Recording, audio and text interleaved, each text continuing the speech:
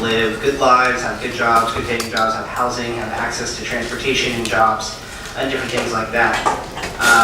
It was through kind of the study of political economy that I was really able to see some insights into kind of the situation that I grew up in, a situation that many folks that are on the lower socioeconomic end of the spectrum really experience on their day-to-day lives, and how imbalanced our economy is on an overall basis, and what are the political decisions or decision makers that are in places that help foster or facilitate those differences that we see in our society when it comes to wealth.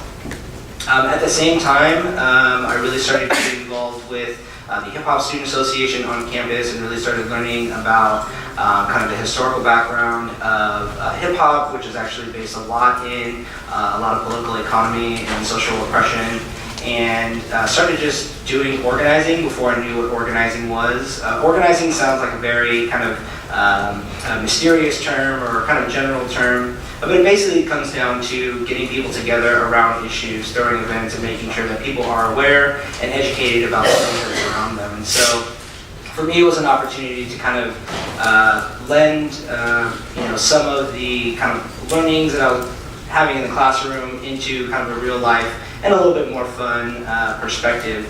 And that really set me up for success in terms of really just advocating for issues and building community. And so after I graduated from college, I was lucky enough to get accepted into the Washington Bus Fellowship Program. The fellowship is our 10-week summer program where we teach young people everything they need to know to essentially run their own campaign and bring community change back to wherever they're from.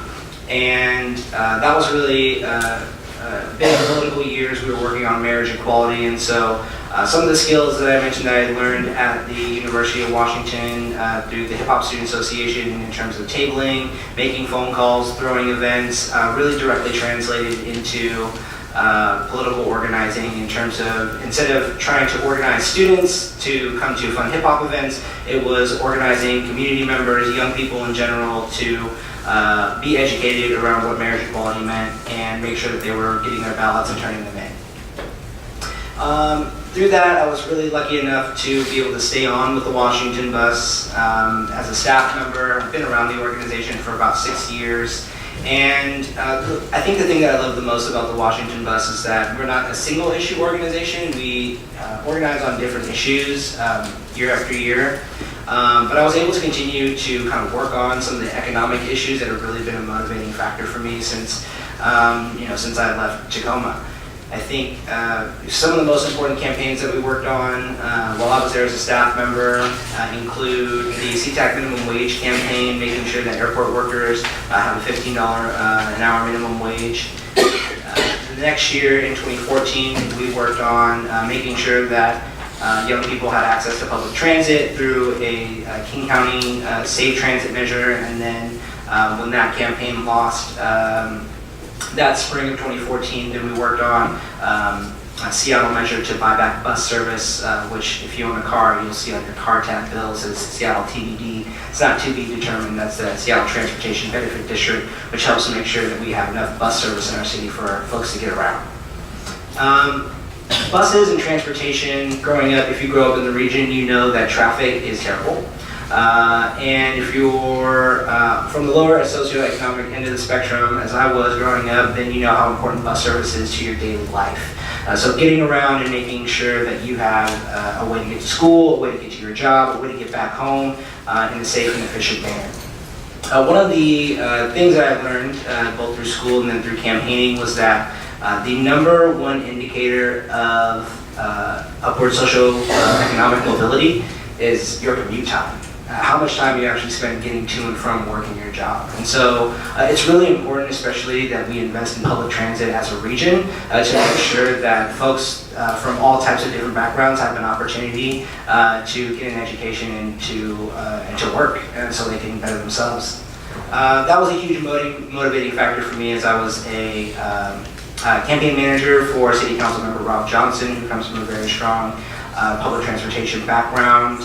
He ran on making sure that we continue to double down on the infrastructure that we need to grow as a region, including things like sound transit. And so One of the things that I was able to work on after we won the campaign and then getting into City Hall as this legislative assistant was Sound Transit 3, which was on the ballot in 2016, which was the state's largest infrastructure package that the voters had ever seen. A $54 billion investment in light rail, bus service, and increasingly greener infrastructure around the light rail stations and affordable housing.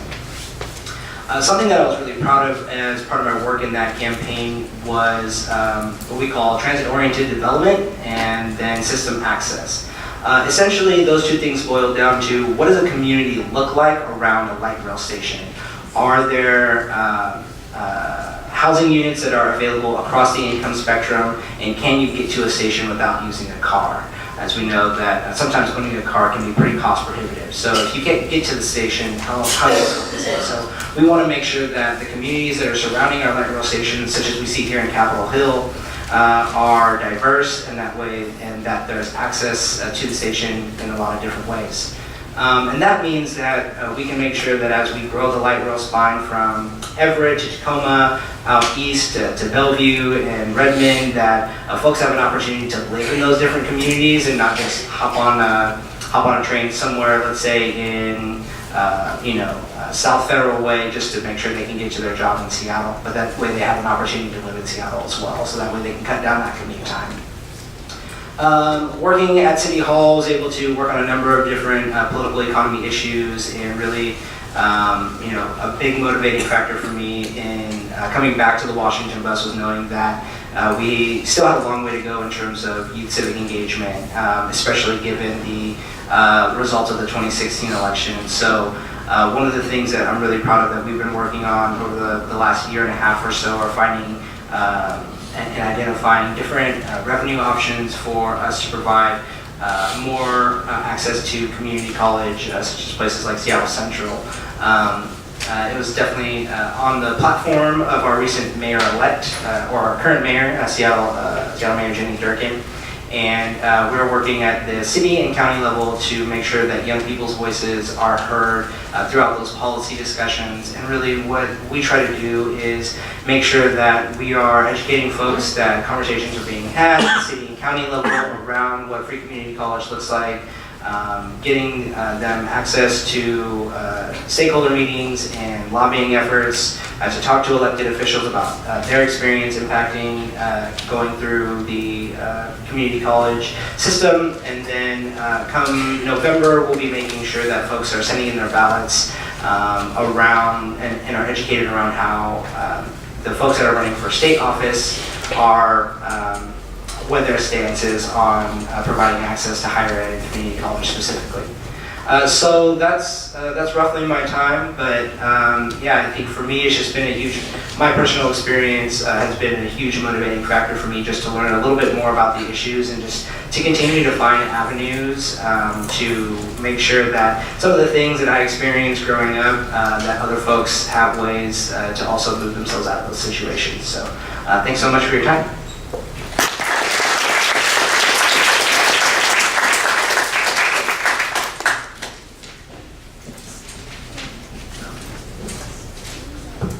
Okay, hello everyone.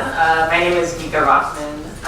So I want to pick up on what Emilio, sort of the theme that Emilio had throughout his personal story, and that was just about how much your personal story and your personal history can impact the way that you create change in your own community, in the world. And so with that, I'm going to start a little bit with my personal story and my personal history. So I am a fourth generation Japanese American, and my grandparents and all of their extended family were interned in the Japanese American internment during World War II. And growing up, I learned a lot about that history and a lot about the injustice that occurred, and the fact that folks didn't have equal protection under the law, which was something that was guaranteed to them by our Constitution, didn't have due process, those sorts of things. And so that for me is a huge motivating factor in sort of the work that I've done and in the work that I hope to do in my future. So fast forwarding from World War II to when I was a teenager, I was lucky enough to be able to participate in a lot of different community movements here in Seattle as a young person. I remember going to Martin Luther King Day marches with my family, which was advocating for economic justice, social justice in the Seattle area. And then I have distinct memories of marching for immigrants' rights because not that long ago, my own family, they were immigrants in this country and were treated with in the ways that we should be welcoming immigrants. And unfortunately, that's echoing today.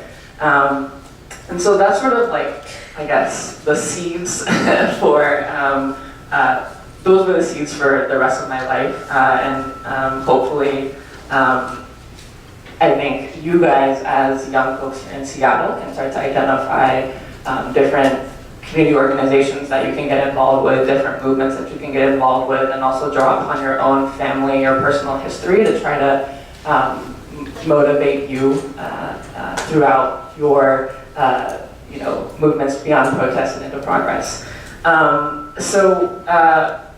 Sort of moving into a little bit about my political organizing and activism. When I was in college, I went to college in New York. I was a intern for the Obama campaign, and I'm gonna show how old I was, how old I am now. That was in 2008, and I was a freshman in college. And so I had the wonderful opportunity to go to Iowa the summer of 2007, actually, to intern with the Obama campaign. And that was back in the day when folks were like, Hillary Clinton's gonna win, what is this dude, Barack? We didn't even know how to pronounce his last name, what is he doing here? And so I will say one thing that was really impactful for me was that my own mom pushed me to take a chance and to sort of do something that scared me and that I didn't really know how it was going to end. And so another thing that I would all encourage you guys to do as you sort of navigate your way through your own professional life is to find those people who are going to push you, who are going to tell you to take that chance and are going to guide you to grow as a person. That can be your mom, or that can be someone, even a professor here at school. That sort of led to me organizing on my college campus. We organized students to volunteer for the Obama campaign. We took random buses and minivans that the campaign paid for and drove hours to different states on the eastern seaboard to organize on the ground and knock doors and make phone calls to get to support Barack Obama's primary campaigns there. And then what sort of was really a lucky and fortuitous opportunity, I got to intern in the White House during my junior year summer. And again, I think one of the most impactful things that I did there was I connected with my supervisor, and she became someone who advocated for me in the future. And again, this theme reoccurring of finding a community of folks who are looking out for you and who believe in you. So that led me to eventually a job in the White House after I graduated college. I think one of the wonderful things about working in the Obama administration was that they really believed in young people and our hunger for wanting to actually make progress and do whatever we could to find ways to work within the existing structure or change the existing structure to make change. And so it's quite, going from immigration rights protests here on the street in Seattle under the Bush administration when there was seemingly zero hope. We thought those were the bad days, to going to the White House and actually being there and trying to find ways to improve people's lives. That was, looking back, involved a lot of luck, but involved a lot of people helping me and me believing in myself. And so one of the most valuable things that I worked on at the White House was Clemency, which is sort of commutation, shortening of sentences for nonviolent federal drug offenders. And so the president, unable to get any sort of criminal justice reform through Congress, decided that he was going to try to use his own executive powers to implement some sort of fairness in our criminal justice system, because, as many of you know, our country's criminal justice system has disproportionately affected Black and brown men, and also has really had a negative effect on women who are in domestic violence relationships. That was something else that we saw. And so what we did is we said, okay, we have all these thousands of men and women in prison who don't need to be there anymore. They committed low-level drug offenses when they were young, and they've been in jail for 20 years, and that is even, 20 years is even too long. And so what we did is said, okay, we're gonna find ways to get them their sentences commuted, shortened, and so we often shorten people's sentences to, a week after we issued the press release. And one thing I think that was really impactful for the folks, hopefully, that were affected by this policy, but also for us, is recognizing the faults of past federal criminal justice policy. So you have the crack cocaine disparity, obviously, in terms of cocaine sentences being a lot less and shorter, than crack sentences, and folks of color predominantly using crack. And so that was just one way in which the racial disparity within our criminal justice system was exacerbated. And so those sorts of things, like where were the faults in past administrations and past policies that we could try to address with this policy. One thing that I will say is that, by no means was that the best solution to the problem we were facing. It happened to be the easiest pathway to achieve the reforms we wanted, but I'm in law school now, and as one of my law school professors says, that's the white man's tool, right? They almost want you to stay within those bounds. And so, unfortunately, we didn't have a way of sort of breaking out of the mold, but now I'm in law school. And one of the things that I really want to be able to do is find ways to be thoughtful and creative about how we can break out of this sort of formal legal system and really try to create change and affect reform in ways that we've never thought of before, but in ways that actually help the communities who have been hurt by the legal system in the past. And so that brings me to sort of my third theme, if you will, which is find the tools that you need to do what you want to do, to affect progress, and get those tools, and find people who can help you get those tools, because your own, you yourself as one unit of a human being, that's all you got. And so I think one of the important things to do is to find ways to continually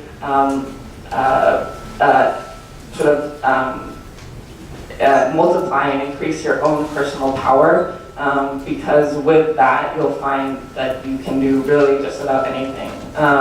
And so for me that means I'm back in school now, just like you guys. But really I think it's been an important thing for me to learn is to find ways to continually better myself and hone my skills. So yeah. And then I think the last thing I will say is sort of opposite side of the sort of personal growth thing is find ways to organize yourselves as a community and as different groups for change, because the power of one person is limited, but the power of many people asking and being activists for change and for progress is limitless for sure. So yeah, that's my personal story. Those are some things I would offer to you, and I think we're doing Q&A after. Yes. Okay, great. So I look forward to your questions.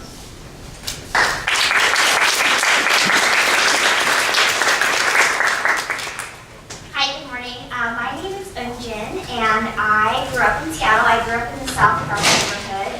My family immigrated here from South Korea when I was 3 years old. I'm an only child, and I think the topic today is really funny because it used the word protest, and I was like, when Dr. Lang asked us to do this, I was like, oh yes, anything for Dr. Lang, of course, like always 100%. And then I was like, protest, like I mean, I didn't grow up in a protest family. I didn't, I grew up in a very traditional Korean household where like the number one thing was to go to school, keep my head down, don't make any waves. So I really, I didn't grow up going to, I kind of like, I was here, we immigrated in the 80s, and I remember Ronald Reagan being on television, and I definitely thought he was God, because like I hear this voice, and like people were always, anytime he was on TV, people were really tuned in, and so that was sort of like what I thought about politics and government, and it was like this faraway thing, but just something that was like unreachable for me, and not something that I would ever be a part of. Fast forward, I went to the University of Washington. I didn't know what I was going to do. I was sort of like, oh, I'm a pretty good writer. I care about things. I care about people. And so I went into the nonprofit world, working with homeless youth and wanted to be involved in direct service. And I quickly learned that is a really notable thing to do. But for me, it felt like that the incoming was too much. And I think we see it here in Seattle still today. The homelessness problem is just so intense. But I still didn't know what I wanted to do, and I think I say that to say, like, I meet a lot of young people who can tell me today exactly what they want to do, and I really admire you, but I also had no idea what I wanted to do. And so fast forward, I was like, in 2004, actually it was 2005, there was a documentary out that year called Street Fight, and it was about a young man from Newark, New Jersey, running for mayor. His name was Cory Booker, and I watched this documentary, and he first ran for mayor at Newark, New Jersey in 2006, and he ran in 2002 and he lost, and the documentary is about that. About his loss and how he went up against this whole Newark, New Jersey political machine. He had come up against he was a 38-year-old African American man who was the youngest person who had served on the city council. Anyway, it was the first kind of political documentary or something that really that resonated with me, and I just thought, oh my gosh, like this is so inspiring. Like this is a person who every day is knocking on doors, is talking to people, is knows that like he is, he grew up in an affluent part of New Jersey, but he was gonna come into Newark, and he was gonna be part of the change, and he wanted to be part of this disruptive change. And so that just really inspired me, and I just thought, I want to go work for that person. Like I just sort of felt moved, and so I started to email every day to this email address that was like info@corybooker.com. I literally emailed it every day for probably 3 months, and I never heard back. And meanwhile, I had joined this, at the same time, I had joined this fellowship program in Seattle called Institute for a Democratic Future. And it's a great program, I highly recommend it. It takes, people who are aged 22 to 32, and it gives you 6 months of exposure in different political aspects. So you learn about local, state, and federal politics. And you meet a lot of wonderful people from a lot of different backgrounds. And there was a guy in my class who I'm still really good friends with today, who had happened to go to Yale Law School, which is where Cory Booker went to law school. So I'm telling him, he's like, oh, well, what do you want to do? And I was like, have you heard of Cory Booker? Like, I really want to go work on this campaign. I keep emailing him every day, and nobody gets back to me, but I think it would be a great experience. And he was like, oh, well, I went to Yale. I bet I know somebody that knows somebody. And let me tell you another thing. Be nice to every person you ever meet, because that person, literally just do not know if they are going to be the next person to, help you find a job. So, it just is crazy. So, he finds a guy, honestly, who knows a guy, and is now a few days go by, and I'm on the phone with a person who works for Cory Booker, and I'm like, hey, yeah, I think I can just, take 7 weeks off and, come to Newark and just volunteer for the campaign. Because at this point, if you know the story, Cory Booker ran again for mayor in 2006. He won. Fast forward, we're in 2010, if you're keeping up with me.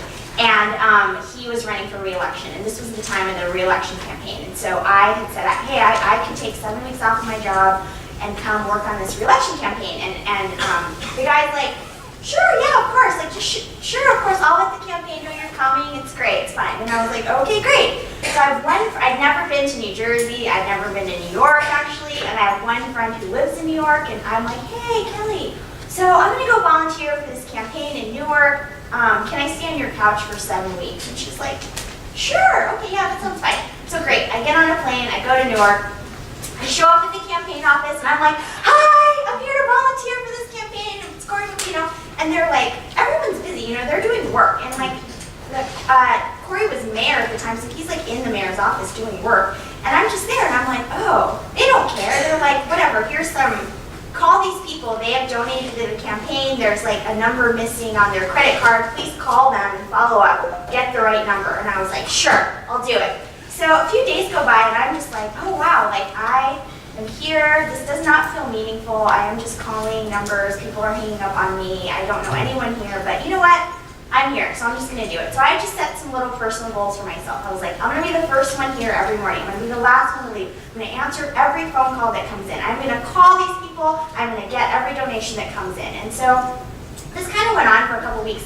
And then, I'm just always there. I'm just there, and this woman comes by one day, and she's just like, who are you? Like, why are you here? And so I tell her the story, and she's like, oh, okay, well, so you're just here for free? Like, you're just gonna do work? And I was like, yes. And she was like, okay, great. And she happened to be the deputy campaign manager, and she's like, I need an assistant, so you just need to do everything that I need you to do. And I was like, yes, great. So like, all of a sudden I went from like this, like, calling these people to now like moving upstairs with her and just like doing everything she needs to do. And so then I got to learn, everything about a city campaign and every aspect of the campaign. I got to be a part of every call. I got to be part of like learning everything. And then one morning, I'm still the first one there every morning answering the phones, and I pick up the phone and I'm like, Cory Booker, Team Booker, whatever.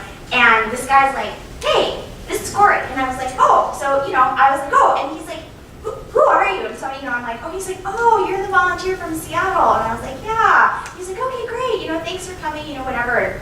So eventually I do get to meet him. It was a great experience. I left that experience, which was like my first political campaign experience. I came back to Seattle and I was like, I need to get on a campaign. That was the greatest experience of my life. Like I just really, and again, it was like when you grow up, a little bit different from here, but when you grow up in a family that is not politically involved, I didn't grow up in that tradition. It's really hard to find a way in, to find an avenue if you don't know anybody. And again, I just go back to like relationships matter, and who you meet today, you could be working with them tomorrow.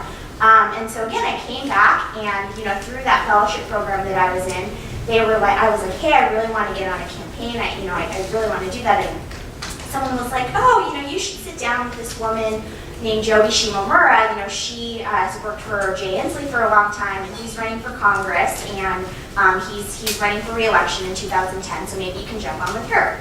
So someone hooks me up to meet with her. We sit down, and I'm like, I've never worked on a campaign before. I spent 7 weeks in New York. It's all the experience I have, and I'm willing to do anything, work super hard, learn everything. And she's like, okay, great. So like, she gives me a shot. I work on Jay Inslee's last congressional campaign, and then, as most of you know, then he went on to run for governor. So they kept me on. I was the first staff person on the governor's campaign. That was about 18 months. Anyway, we won. Fast forward again, that same woman that I met from New Jersey the first time around, Cory Booker then in 2013 decides to run for Senate. She calls me and she's like, hey, Cory's gonna make this run for Senate. Can you come back? And I'm like, yes, 100%. So then I'm on a plane again, back to New Jersey. Fast forward, Cory wins. He was elected the eighth popularly elected African American to the Senate. I worked in the Senate for 5 years. It was a really amazing experience. And I say all of this to tell you two things if you leave here today.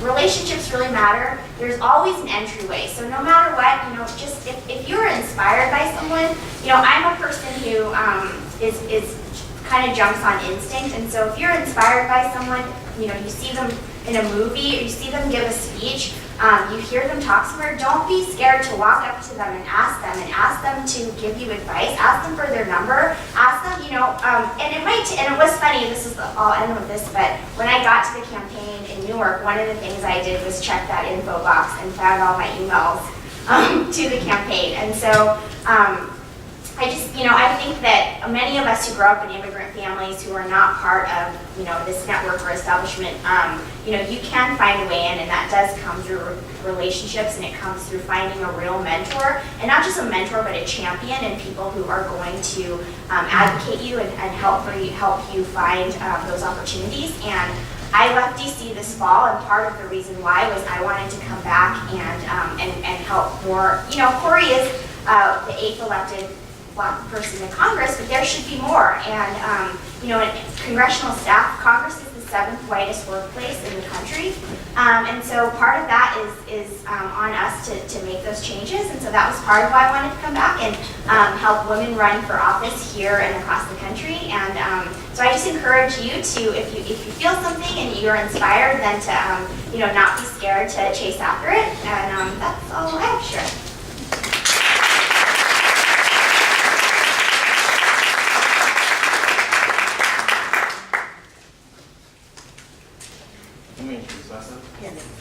My name is Mozart. I was late. So my name is Mozart. I'm the executive director at 21 Progress. To cut to the chase, because there's only about 10 minutes left. I don't know, like 30 minutes ago, I was on a call with one of my staff. I have 7 staff, all people of color, mostly women of color. We run a nonprofit. We've grown from 300,000 in revenue to almost 600,000. We're really small, so it's a really big deal. And all deeply committed to social justice, being unapologetic, and also being very focused on immigrant rights, economic justice, and building a movement for social change. And so when I talk about these resources or access, I always talk about in the place of, sometimes people say, it must be so hard to be an activist. And I say, the only reason why it's so hard to be an activist is because people aren't investing in it, and that if we actually made a deep and profound and financial and emotional and physical commitment to social change, it might be possible. And so 20 minutes ago, I'm running hella late, right? My nanny was late. I got 4 kids. I was trying to park a minivan on this campus, I swear to God. And I was just like, this is ridiculous, I should not come to this. And so I was just like, I really should not come to this, right? And so I think, the reason why I start from that story is I had to calm myself down. I was just like, you must be the worst person ever, Mozart. And then I had a fundraiser at 7 o'clock this morning on Safeco Field. Who wants to go to Safeco at 7 in the morning? Didn't go to that because it's just it's too early. Because last night, what I was doing was I was with City Council member Teresa Mosqueda. She's first publicly elected person of color candidate, and she's working on Domestic Workers' Bill of Rights, which will allow domestic workers, folks who are nannies, house cleaners, and things like that, to have a predictable schedule in healthcare. There's about 30,000 domestic workers in Seattle, Washington. They're a visible population, and a lot of those folks will work for people for years and years and years, for some of the highest paying companies in our region, Amazon, Facebook, people with large sums of money, right? But then those folks don't have healthcare, right? And so last night we were doing a teleconference to try to make sure that those folks had a voice and that there was actually a Bill of Rights, so people knew those folks weren't invisible. Does anyone know someone who's cleaned houses, taken care of any of other people's kids, mowed a lawn for other people? Have folks experienced that? So a lot of folks know that, and I think as folks get more and more affluent, it's actually those folks that are the backbone of a wealthy city where we have a lot of cranes in the sky. All that to say that I missed the fundraiser, but I was just I can't miss this, because I was thinking to myself, what would I wish I'd known when I was in college many years ago? And what I wish I would have known, right, is I wish I would have known that it is actually really important what you study. Many of you will change majors maybe 3 or 4 times, but very few of you will actually find something you're passionate about while you're in college. And I would say don't let that happen. So find a subject that you're obsessed with, that it doesn't really matter what you care, it doesn't really matter what thing you end up going into, whether it's a lawyer, a doctor, a physician, or whatever, that you're so obsessed with it that you're willing to study it for the rest of your life. And that sounds really, really, really big, but the folks that I know who make a profound difference usually are so dedicated, are so obsessed. You just heard someone talk about working for free and going to Newark. Newark is not some place you should go like all the time. She didn't say that part. I'm from Philly, so I get to say that, but no, like people don't usually go there. That's why people were surprised.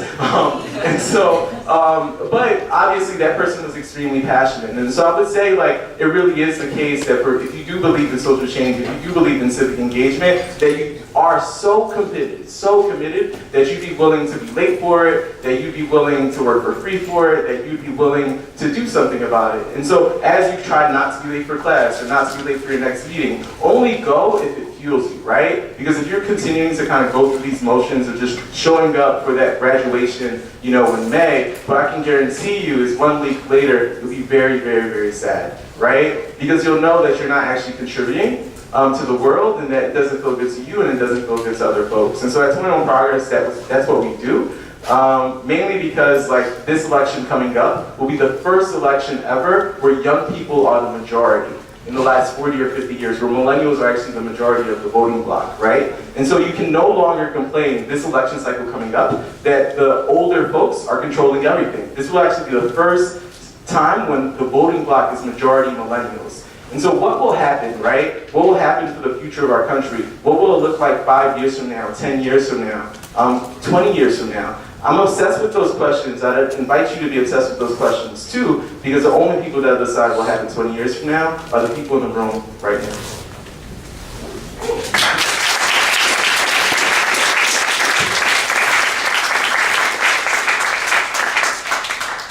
We will open the floor for questions. So I have a question for the woman that was doing the campaign. Yeah. So you, at first, you was interested, or you worked with teens who were homeless, right? And then you said something about why you said that it was something. Did that mean that it didn't make you feel? You said it was a lot of it. So was it too much for you? I think I just learned that I was not cut out for direct service, like direct service to in human services is not what I wanted to do. And I think in that time I learned that policy change has such a larger effect on whole communities, and it's not criticism on direct service, because that I think is the most important work, and people that do that and can do that are incredibly valuable. I think for me, it was a process of learning, like, I care about this work, I want to see change here, but how do I affect process change? And I think that for me was wanting to pivot into a place where I could impact at a policy level. And I think that's what led me to politics and then to government. My question is for Mika. You said that you worked with policies like concerning low-level drug crimes. I don't really have any policy literate. I'm not like literate in that aspect, but I know that drug laws are changing, and there are a lot of people who are in jail for crimes that they were considered crimes at the time. But, people are holding like ounces of weed, or more than that, now and they have it in their house. You know what I'm saying? Like, Susie Homemaker is doing what she needs to do while, Gregory is in prison, like suffering or whatever. So do you know of any policies that are in works or any changes that are being made to get those low-level criminals out of prison? Yeah, so I do know, I'm not as sort of up on policy as should be. I do know that Seattle just said they're not going to prosecute for marijuana offenses, and my hope, although I don't know for sure, is that there is some effort to get commutations of sentence for folks who are in state prisons for marijuana crimes, although I'm not familiar with any efforts. I don't know if anyone. Yeah, he's the expert. Oh, I'm not an expert. What I was going to say is, I mean, I think that topic is a good one that students can actually dig into and work on in terms of a campaign. Because I think a lot of times we can wait for electives to like push it forward. But if this is something like you're passionate about, I for sure suggest pursuing it and organizing other people who are interested in it. I mean, that's really how a lot of the important policy work starts. Is someone with a curious question, and then instead of us answering it, you know, the folks who are curious about it actually digging into it, and then we can offer support in terms of what we've done in the past. And I don't say that to like dodge the question, but more so to also say that if it depends on us, right? Then that means that we're not actually like saying that no, like you folks are going to come up with campaigns that we've never even imagined, but that are still necessary. Because, you know, something that happens in the city doesn't happen in state prisons. That's all I was going to say, you know? I'll just add to that. One of the places that we've seen energy manifest is actually in district and city attorney races across the country, where the folks basically that are the prosecutors for the government and just trying to identify what their record is in terms of racial disparity, and then making sure that community advocates are aware and supporting more progressive candidates when it comes to who's actually doing the prosecuting across the country. So that might be a good place to look into as well.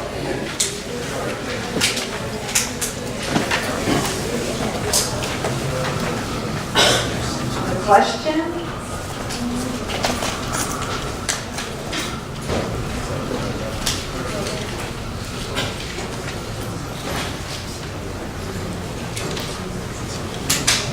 Hi, my name is Desiree, and I'm from Newark, New Jersey. Very familiar with the politics there, as my family generations were all part of the corrupt political system in Newark. And one of the reasons that I came back to education was to try to change a lot of what I saw, but not in Newark, the atmosphere. But, you know, it's still part of who I am, and it's still one of those places where folks can sort of get a hold of what the system looks like and how possible change is. So I am so inspired by, you know, even at my age, I'm so inspired by what you guys said, and it's part of the way I teach my courses is to have a hold on social issues of social justice. So I appreciate what you guys bring very much.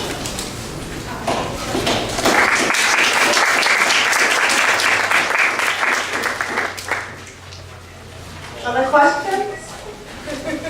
We do have pizza if you want to hang around.